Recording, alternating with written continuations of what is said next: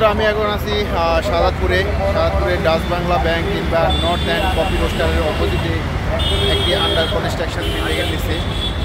এখানে ওয়ালে এখন একটি গ্রাফিতি দেখা যাচ্ছে, এখনও উজ্জ্বল।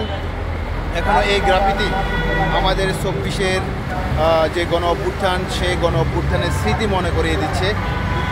গণ অভ্যুত্থানে যে সরকার, বিগত সরকার, সেই সরকারের পতন হয়েছিল এবং সেই পতনের স্মৃতি এবং ঘটনাবহুল বিভিন্ন সময়ের বিভিন্ন কথা নিয়ে এই গ্রাফিতি তৈরি করা হয়েছে। এরকম ঢাকা শহরে অসংখ্য গ্রাফিতি পুরো ঢাকা শহরের রাস্তার আনাচে কানাচে, রাস্তার বুক চিরে গ্রাফিতি তৈরি করা হয়েছে এই দেশের আপামর জনসাধারণের দ্বারা, এই দেশের শিল্পীদের দ্বারা। এগুলো কালের বিবর্তনে হারিয়ে যাবে। এক সময় এর রং বিবর্ণ হবে, তারপরে আস্তে আস্তে এগুলো আমাদের স্মৃতির অতল গহ্বরে হারিয়ে যাবে। কিন্তু হৃদয়ের যে মানস পটে যে স্মৃতি, সেটি কখনো ভুলার নয়।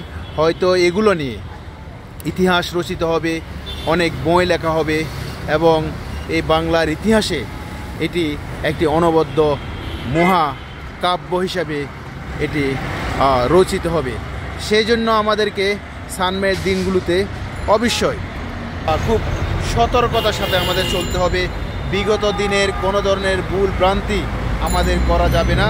আমাদের এই সোনার বাংলাদেশকে একটি আধুনিক বাংলাদেশ হিসাবে প্রতিষ্ঠিত করতে হবে। সকল ক্ষেত্রে আমাদের